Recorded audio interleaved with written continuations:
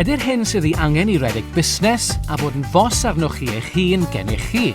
Wrth gwrs, gall unrhyw un i'w wneud.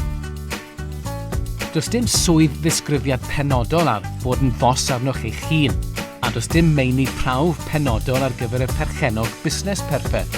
Cwbl sydd ei angen ydy chi, eich sgiliau a'ch rhinweddau. Dyma allwedd eich llwyddiant. Mae'n debyg y byddwch angen datblygu rhai sgiliau a gwybodaeth newydd ar y ffordd, ond oni heir, ni fedur, a gall ychydig iawn o waith dalu ar ei ganfed yn y pen draw. Ystyriwch beth ydych yn dda am i'w wneud, a datblygwch y cryfderau hyn. Gofynnwch I chi'ch hun, oes gen I hyder yn fy syniad busnes. Bydd ystyried eich ateb yn ofalus, yn meithrin y penderfyniad byddwch angen I ateb yr her. Felly pa sgiliau eich chi'n debyg o fod angen? Wel, mae'r mwyafrif o berchnogion busnes yn bobl bositif, mae ganddyn nhw agwedd hyblyg ac maen nhw'n agored I syniadau newydd.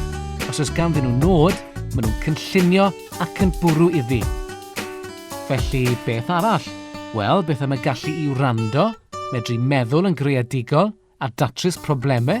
Byddai'r pethau hynny'n ddefnyddiol yn bydden nhw. Byddai sgiliau cyfathrebu a negodi'n gaffeiliad hefyd. Wrth gwrs, bydd cyfnodau heriol yn ogystal â chyfnodau da. Ac wrth I bopeth yn y byd sydd ohoni newid mor gyflym, wyddwch I ddim beth sydd rownd y gornel. Felly cadwch eich amcanion mewn golwg, byddwch yn agored I syniadau newydd, a byddwch yn barod I newid cyfeiriad os oes angen. Mae rhai pobl fusnes yn ystyried eu hunain yn barod I gymryd risg. Bydden nhw ddim yn neidio mewn heb feddwl, ond yn pwyso a mesur syniad ac yna dod I benderfyniad.